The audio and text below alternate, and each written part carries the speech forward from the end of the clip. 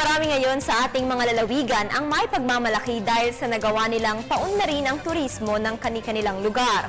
At isa rito, ang Surigao del Sur na nakikitaan ng pag-angat ng bilang ng mga dumadating na turista sa ating bansa. Para sa karagdagang detalye, balitaan mo kami, Vicky de Guzman. Sinasabing mahigit 50,000 tourist arrivals ang inaasahan ngayong taon sa Surigao del Sur. Inihayag ito ni Surigao del Sur Governor Johnny Pimentel.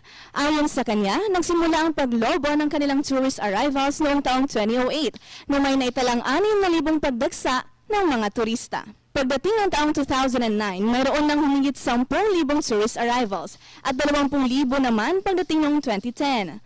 Lumaki pa ito hanggang 34,000 tourist arrivals noong 2011 at 46,000 tourist arrivals noong nakaraang taon. In 2008, we had tourist arrivals of 6,000. In 2009, this increased to more than 10,000.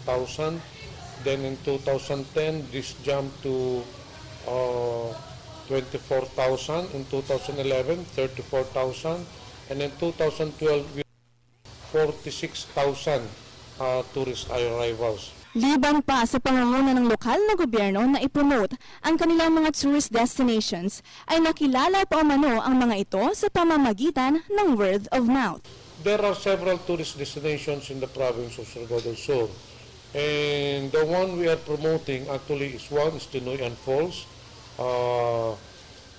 This has been promoted actually in the internet through word of mouth, and a lot of people have come already here.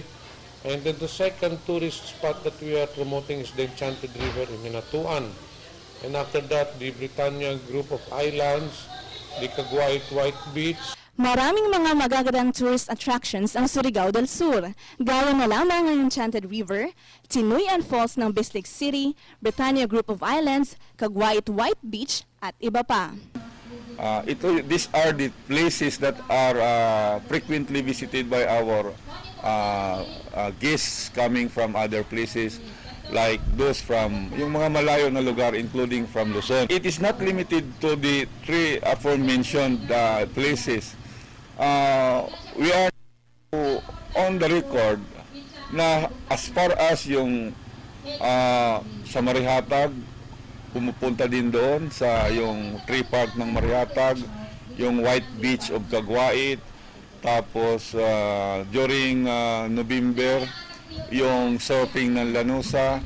Kasabay ng pag-usbong ng kanilang mga tourist destinations ay ang pagdami rin ng mga tourism-related businesses sa kanilang lugar. Para sa Telebisyon ng Bayan, Vicky de Guzman.